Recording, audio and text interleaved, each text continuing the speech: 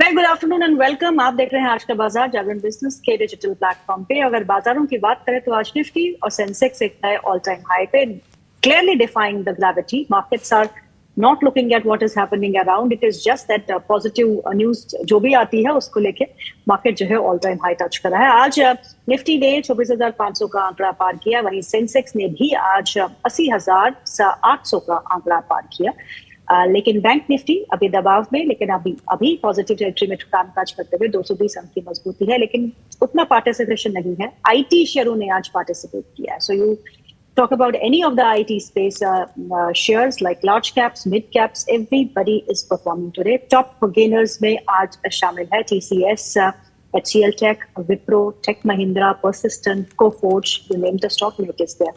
तो IT index ने आज बाजार को पूरा संभाला हुआ है। बहुत दिनों के बाद एक अच्छा रुझान देखने को मिल रहा है। आईटी निफ्टी का आईटी इंडेक्स जो है वो अपने 2 साल के उच्चतम स्तर पे समय कामकाज करते हुए। हमारे साथ 2 खास मेहमान जुड़ चुके हैं, मिस्टर धवल पी व्यास धवलपीव्यास.com से and mister Amit Goyal. Amit sir से पहले शुरुआत करते हैं। Amit sir, everybody understands in the market that markets जो है वो they are purely defying gravity. थोड़ी सी प्रॉफिट बुकिंग आती है, उसके बाद एक बार फिर बाउट ऑफ बाइंग हमको देखने को मिलती है। And yes, ample liquidity in the system which is chasing all these stocks. अब इन ऊंचाइयों पे करना क्या है? मतलब बहुत सारे लोग हैं जो ये सोच रहे हैं कि करेक्शन आएगी पर आ नहीं रही है। And gold also, global market से जो क्यूज है वो भी थोड़े बहुत पॉजिटिव आने लगे हैं। सीपीआई यूएस का देखे तो वहां पे भी थोड़ी बहुत कूल ऑफ देखने को मिल रहा है। इंटरेस्ट रेट घटने के चांसेस अब बढ़ रहे हैं, वहां के मार्केट्स भी ऑल टाइम हाई पे है। तो ये चल क्या रहा है सर? आई थिंक गीतू, ये अगर हम मैक्रो इकोनॉमिक साइकिल की बात करें तो अब हम बहुत लेट स्टेजेस में हैं, सिर्फ इंडिया के लिए ही नहीं। We are in a very late stage cycle as far as India is concerned, US, UK, western Europe and most of the world. हम लोग बहुत ज्यादा लेट स्टेजेस में हैं। तो यानी कि लेट स्टेजेस में ये बहुत क्लासिक बिहेवियर पैटर्न्स होते हैं कि ऑप्टिमिज्म बहुत ज्यादा होता है, लिक्विडिटी बहुत ज्यादा होती है, और जो रिस्क एसेट्स हैं उनकी वैल्यूएशंस बहुत ज्यादा रिच होती हैं। तो ये सारी चीजें हमें देखने को मिल रही हैं। मगर अगर मैं प्योरली फंडामेंटल्स की बात करूं तो ये आपको मालूम है कि ये वाला जो क्वार्टर है इंडिया के लिए, जो Q1 of the fiscal year है, इसमें आप लोएस्ट अर्निंग ग्रोथ देखने वाले हैं compare to many previous quarters. यानी कि ये पिछले 3 साल का सबसे वर्स्ट क्वार्टर जाने वाला है। अगर हम मोतीलाल ओसवाल के एस्टिमेट्स की बात करें तो कोई 4 से लेके 5% ईयर ऑन ईयर जो है प्रॉफिट्स बढ़ने वाले हैं कॉर्पोरेट्स के। और अगर हम सिटी के एस्टिमेट्स की बात करें तो वो केवल 2% है। तो एसेंशियली जो रेवेन्यू ग्रोथ है वो इस टाइम नॉमिनल जीडीपी ग्रोथ से भी कम हमारे कॉर्पोरेट सेक्टर की रेवेन्यू ग्रोथ हो रही है। प्रॉफिटेबिलिटी ग्रोथ बहुत कम है क्योंकि मार्जिन्स जो हैं अब वो दोबारा से स्क्वीज होने शुरू हो गए हैं because of the pricing pressures. तो ये सारी चीजों को देखते हुए, और अगर आप यूएस में बात करें तो 2 पहलू हैं। एक पहलू तो ये है कि उनकी इन्फ्लेशन कम आ रही है, जो कि बहुत फेवरेबल साइन है, क्योंकि इसका मतलब होगा कि ब्याज की दरों में कटौती होने वाली है और शायद पहला रेट कट सितंबर में ही होने वाला है। मगर इसका एक दूसरा पहलू भी है, और वो ये है कि यूएस में एक बहुत एक्यूट स्लो डाउन शुरू हो चुका है। पहले क्वार्टर की जो जीडीपी ग्रोथ थी वो तकरीबन 1.3 थी। सेकेंड क्वार्टर की एक्सपेक्टेड जो है, अभी नंबर्स आई नहीं है मगर वो 1.5 है। तो यूएस में भी इकोनॉमिक ग्रोथ काफी कम हो चुकी है।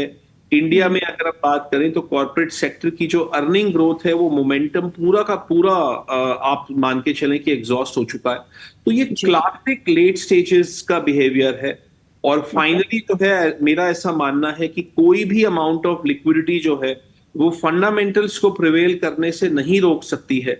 तो फंडामेंटल विल प्रिवेल। ये हो सकता है कि लिक्विडिटी उसको रोकते प्रिवेल करने से 3 महीने के लिए, 6 महीने के लिए, मगर क्या वो साल भर रोक सकती है? वो मुमकिन नहीं है। तो ये सारी चीजें जो हुए हैं वो रियल टाइम में हो रही हैं गीता। जी, धवल जी, निफ्टी की बात करते हैं। आज जो उसने हाई छुआ है वो 24,592 का है। उसके बाद थोड़ा बहुत हल्का हुआ, लाजमी है, profit booking at higher levels, but it's still holding high. 24,492 के आसपास का स्तर है। बैंक निफ्टी जिसने पार्टिसिपेट नहीं किया, लेकिन आज थोड़ा बहुत रुझान वहां पे भी देखने को मिल रहा है। दोनों ही इंडाइसेस पे लेवल्स क्या कहते हैं, कहाँ एक अच्छा सपोर्ट देखते हैं, और बजट से पहले और कितना दमखम बचा है बाकी बाजार? हाय, वेरी गुड आफ्टरनून। देखिए, जिस तरह से मार्केट चल रहा है अभी, ओवरऑल पहले भी जब हम मिले थे बात हुई थी कि एक रेंज बन सकता है वहां पे ऊपर में 24,450 टू 24,650 जोन जो है, it would be difficult to crack actually. और अभी तक हुआ नहीं है उसके ऊपर क्लोज। बेसिकली आज जैसे आपने बोला 592 पे हाई बनाया और फिर नीचे आ गया मार्केट। पॉइंट इज कि अभी भी जिस तरह से बाइंग फ्लो है इंटैक्ट है, बट अगर आप स्ट्रेंथ देखें, बाइंग आ तो रही है बट बाइंग का स्ट्रेंथ देखें कंपैरेटिवली थोड़ा सा कम है। There are few stocks driving the market up. अगर आज देखें अभी का मार्केट बेट जो है अभी नेगेटिव है हल्का सा, तो वो कहीं ना कहीं फिर भी निफ्टी 180 पॉइंट ऊपर है। सो दैट शोज कि few stocks are running the market overall. तो यहाँ पे मेरे ख्याल से एक जो सपोर्ट है निफ्टी का वो ध्यान में रखना चाहिए, 24,300 स्पॉट लेवल्स। उसके नीचे जो है हमें थोड़ा सा प्रॉफिट टेकिंग दिख सकता है, but trend is your friend. जब तक ट्रेंड कंटिन्यू रहता है, लेवल्स इंटैक्ट रहते हैं, नथिंग टू वरी अबाउट। क्योंकि 21,000 पे भी there was profit taking worries, और 4 जून को कहीं ना कहीं झटका भी लग गया था लोगों को। पॉइंट इज कि आप अपना रिस्क मैनेज करते रहे तो कोई प्रॉब्लम नहीं होनी चाहिए। बैंक निफ्टी भी अगर हम बात करें, बैंक निफ्टी में जो है एक अच्छी खासी मूव आई, but from the last week of June basically हम एक साइडवेज हो गए हैं, यहाँ पे कंसोलिडेट कर रहे हैं। एक अप मूव आने के बाद जो है थकन ले रहा है बैंक निफ्टी, ऐसा दिख रहा है। There is a good amount of support around 51,700 spot levels, और ऊपर में एक स्टिफ रेजिस्टेंस है 53,500। मेरे ख्याल से ये जोन जो है अभी भी पकड़ के रखेगा बैंक निफ्टी जब तक ऑन इधर साइड ब्रेक नहीं होता है। I don't think bank Nifty में कोई फ्रेश ट्रेड अभी बन रहा है। Base stock specific it will still continue to give you money, खास करके cash segment. Good afternoon Amit sir. Amit sir, आपने अभी बहुत सारे कंसर्न्स बताए अर्निंग्स को लेकर और इस चीज़ को लेकर कि मार्केट में अभी जो तेज़ी है, लिक्विडिटी काफ़ी है, ये सही है, और मार्केट ओवर वैल्यूड भी है शायद। हालांकि ये बातें हम बहुत दिनों से लगातार कर रहे हैं, लेकिन सर ऐसे में अगर लॉन्ग टर्म के नज़रिए से देखा जाए, मान लीजिए हम 1 साल की बात नहीं करते, हम बात अगर 3 साल की करें अगले, और उस हिसाब से मैं अपना पोर्टफोलियो अगर अब तैयार करूं, तो क्या इस मार्केट में एंट्री लेने का ये सही समय नहीं है किसी भी सेक्टर में? और या फिर जैसे कि आप मल्टी एसेट मैनेज करते हैं, तो उसका जो एक मेल होना चाहिए आपसे, लास्ट टाइम भी हमारी जब भी बात होती है आप बॉन्ड्स पे इस वक्त काफ़ी बुलिश नज़र आते हैं, तो क्या हमें उसमें ज़्यादा अपनी वेटेज बढ़ा देनी चाहिए, इक्विटी मार्केट को इस वक्त साइडवेज करके छोड़ देना चाहिए, या जो ट्रेंड इज फ्रेंड है उसे साथ लेके चलना ज्यादा बेहतर होगा? देखिए, ये बात बिल्कुल ठीक आपने कही, और ये बात धवल जी ने भी कही कि ट्रेंड इज योर फ्रेंड, और ये बिल्कुल सही बात है। मगर क्या होता है कि जब आप अपना लॉन्ग टर्म पोर्टफोलियोज बना रहे होते हैं तो ऐसा जरूरी नहीं होता कि आप ट्रेंड के साथ चलें। शॉर्ट टर्म में आपको ट्रेंड के साथ ही चलना पड़ेगा अगर आप निवेश कर रहे हैं, मगर जितना ज्यादा अगर आप लॉन्गर टर्म जाएंगे आप ट्रेंड के विपरीत भी जा सकते हैं। और उसका मतलब क्या है कि जो एसेट क्लास आज बहुत अच्छा कर रही है और उसका ट्रेंड पॉजिटिव है, मगर उसकी वैल्यूएशन अगर बहुत ज्यादा रिच है, तो you can choose not to invest in that asset class अगर आप एक लॉन्ग टर्म निवेशक हैं।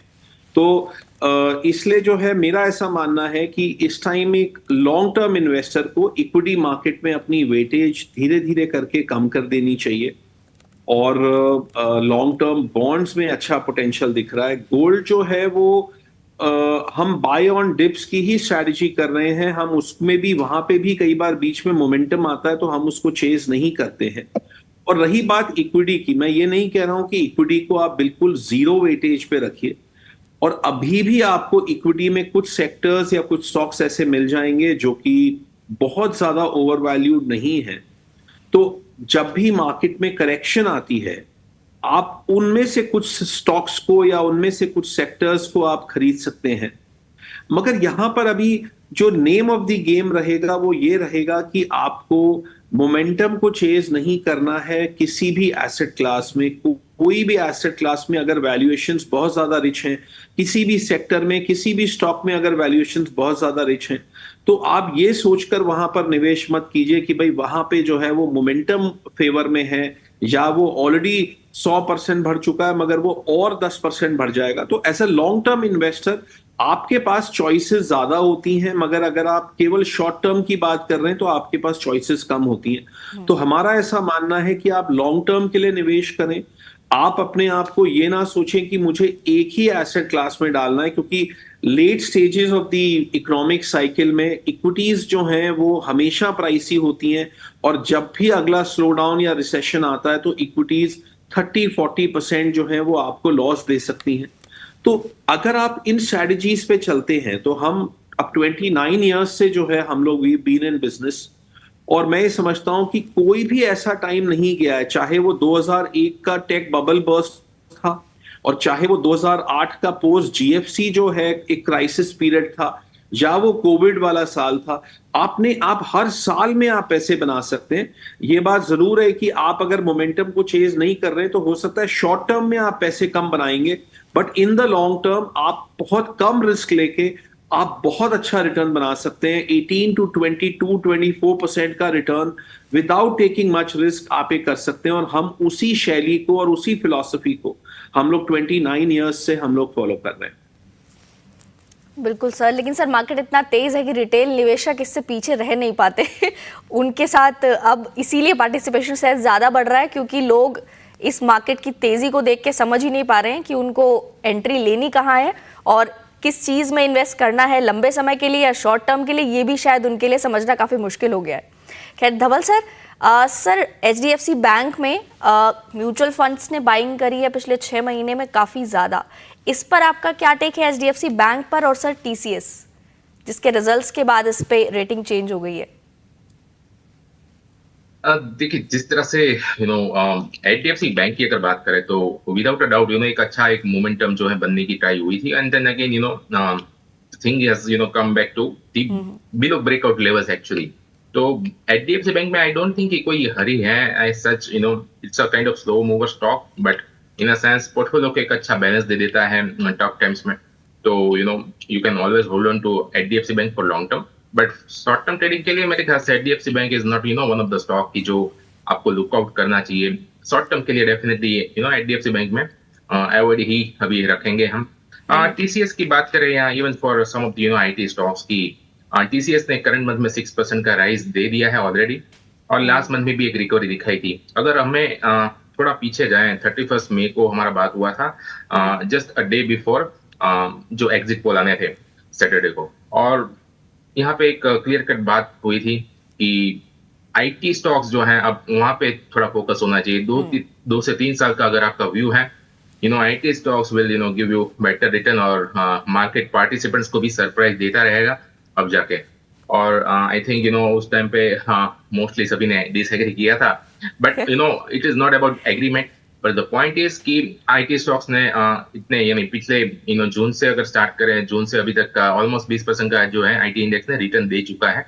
एंड वी स्टिल बिलीव कि जो आईटी स्टॉक्स हैं उसमें एक जो 2-3 साल का व्यू है हमारा इंटैक्ट रहेगा। हाँ, शॉर्ट टर्म में अब जो है थोड़ा सा एक प्रॉफिट टेकिंग आ सकता है, but mid cap IT stocks अभी भी जो है एक मोमेंटम कैरी कर रहे हैं, तो उसका फायदा डेफिनेटली लेना चाहिए। टीसीएस आई थिंक 4270 4280 का एक रेजिस्टेंस फेस कर सकता है, जो बेसिकली 130 रुपये ऊपर है करंट लेवल से। तो अभी भी मेरे ख्याल से शॉर्ट टर्म प्लेयर जो हैं बेसिकली टीसीएस को होल्ड कर सकते हैं। स्टॉप लॉस मेरे ख्याल से रिवाइज करके रखना चाहिए 4090 ना closing basis. But overall mid cap IT में I think it makes more sense right now कि हाँ, अगर कोई ट्रेडिंग करना चाहता है, स्विंग प्ले करना चाहता है हमारी तरह मोमेंटम ट्रेडिंग, तो मेरे ख्याल से mid cap IT is the way to go for. So what in mid cap IT, Dhaval? Definitely, I was expecting that.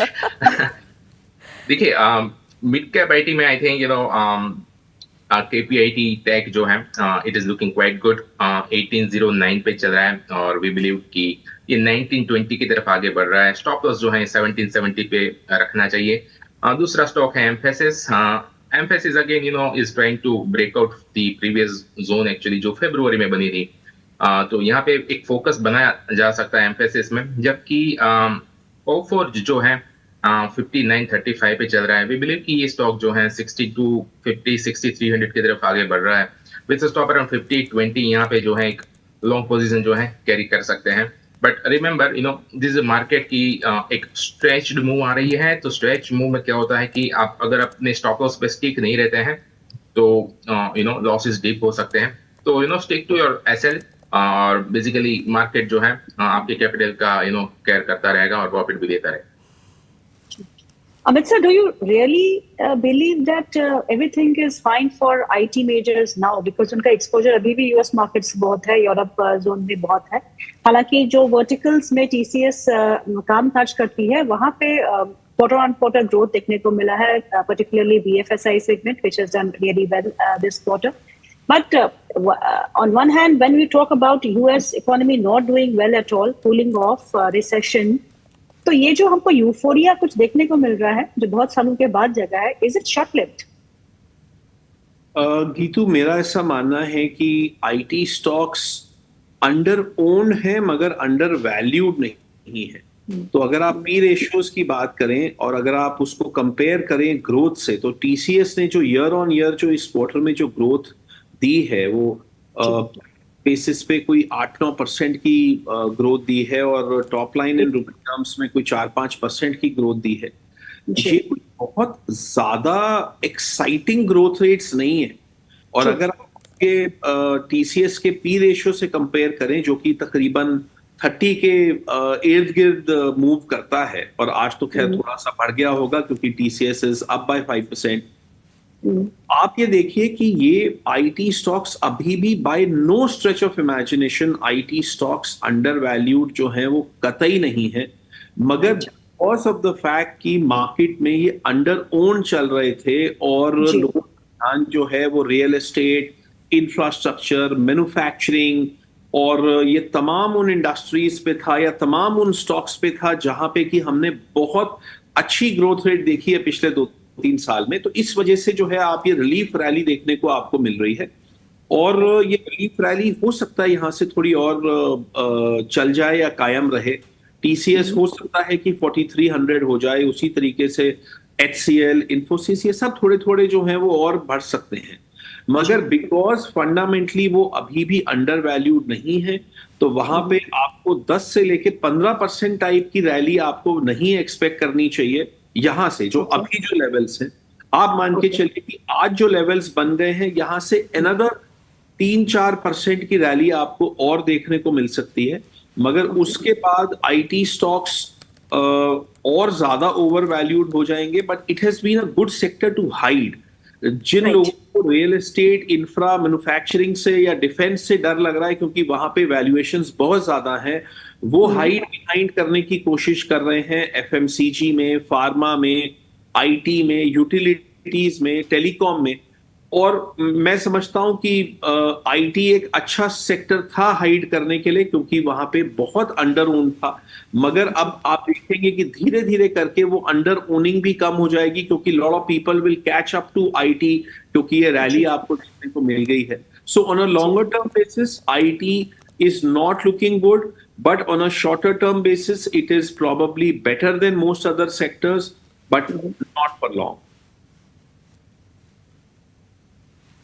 Dhawal sir, हम रेलवे स्टॉक्स की बात करते हैं। आज आरवीएनएल को देखिए, रेलटेल को देखिए, इरकॉन को देखिए, आईआरईडीए का आज नतीजे भी आने वाले हैं। Bloomberg estimates sets profit of 368.6 crore. करना क्या है?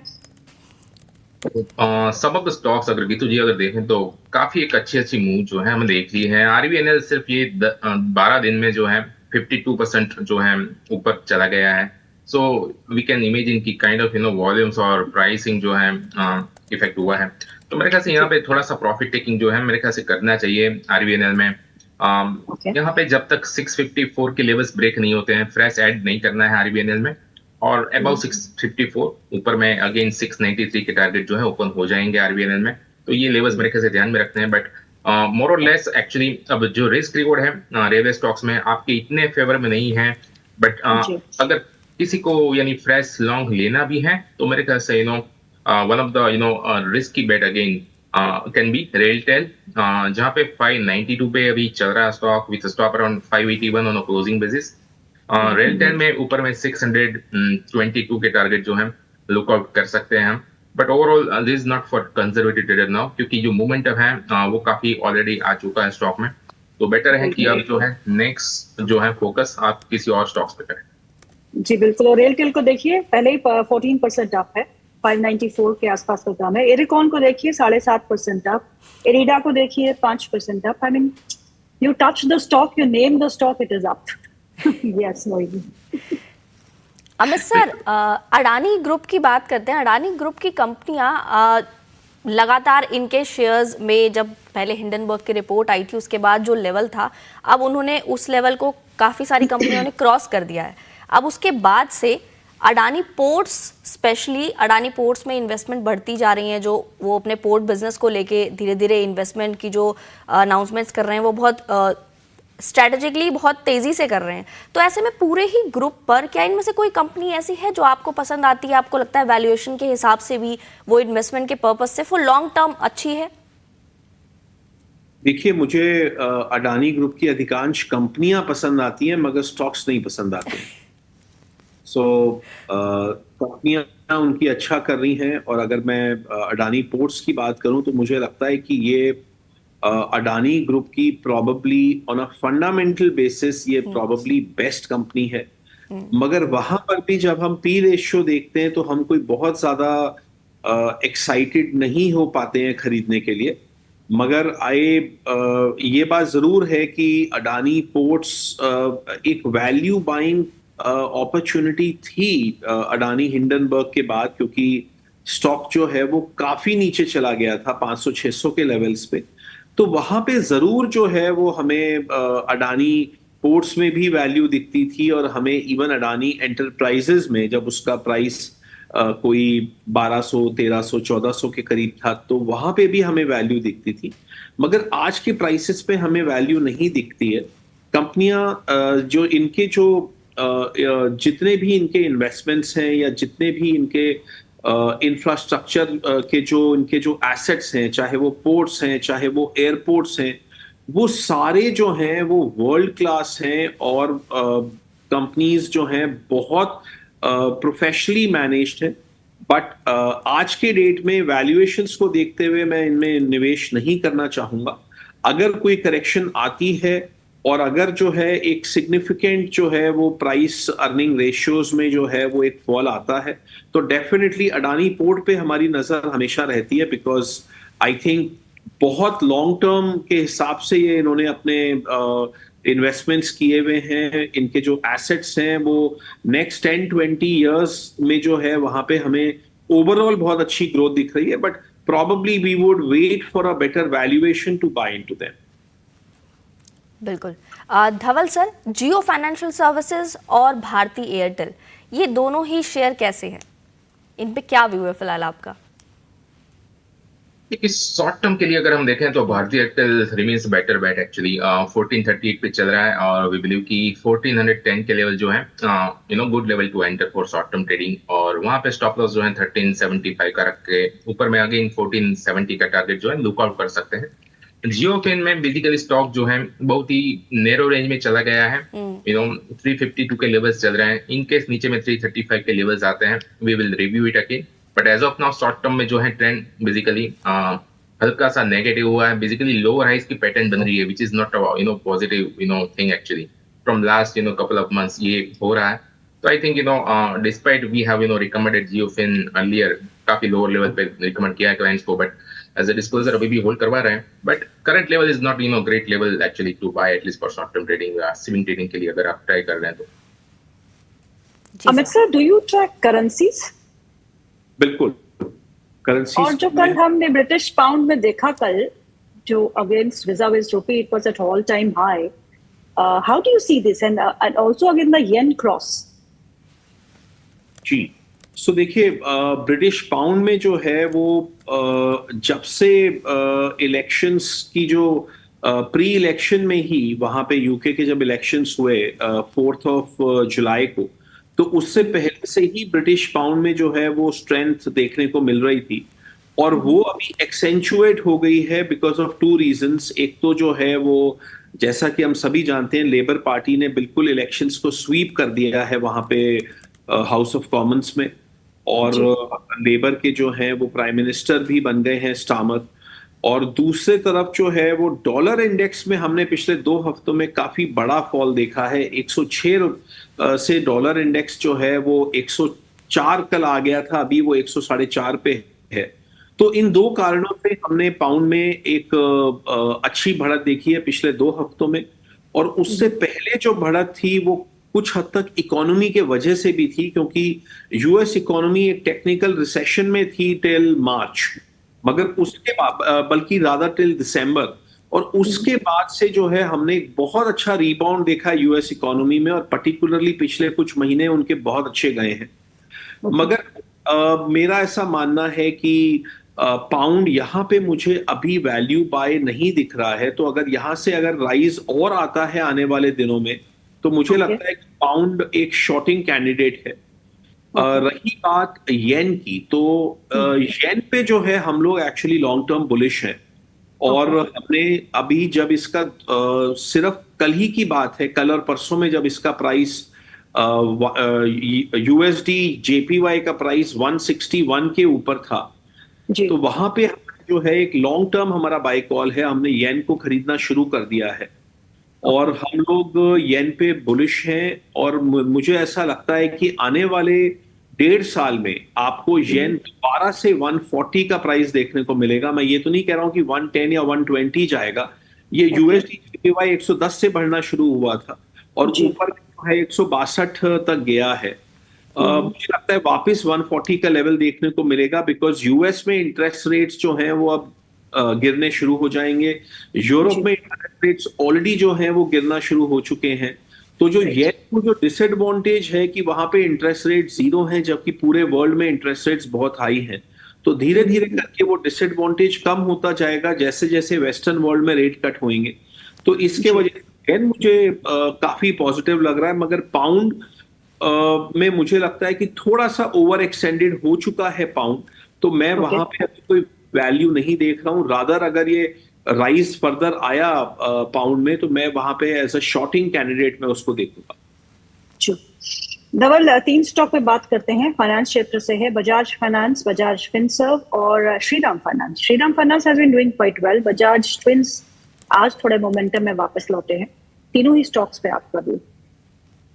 देखिए, श्रीराम फाइनेंस की अगर हम बात करें तो करंट मंथ में अराउंड 4% का एक फॉल जो है प्रॉफिट टेकिंग रादर आया है एक्चुअली। और overall a good stock to own, but I think fresh buying करना है तो अभी भी थोड़ा वेट करना पड़ेगा। 2790 पे हम चल रहे हैं, on a dip to 2740 fresh buying किया जा सकता है। So wait for a while in Shriram.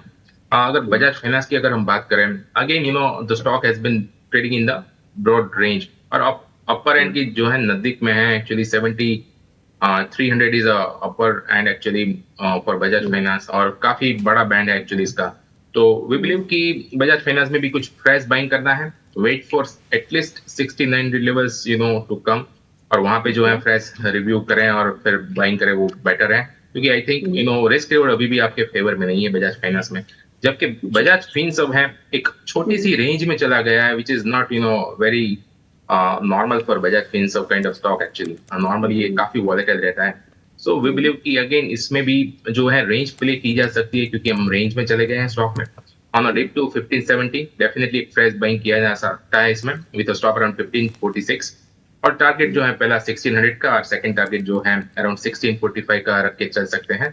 But I think this is one of the space actually कि जिसमें थोड़ा एक साइडवेज मूवमेंट ज्यादा आएगा। फाइनेंसिंग स्टॉक जो है, एनबीएफसीज जो है वहां पे, तो इतना बड़ा अपसाइड के साथ टारगेट के साथ नहीं प्ले करना चाहिए। ओवरऑल वी बिलीव कि थोड़ा प्रॉफिट टेकिंग भी आना चाहिए मार्केट में। जी, आपके रडार पे कौन से शेयर है धवल?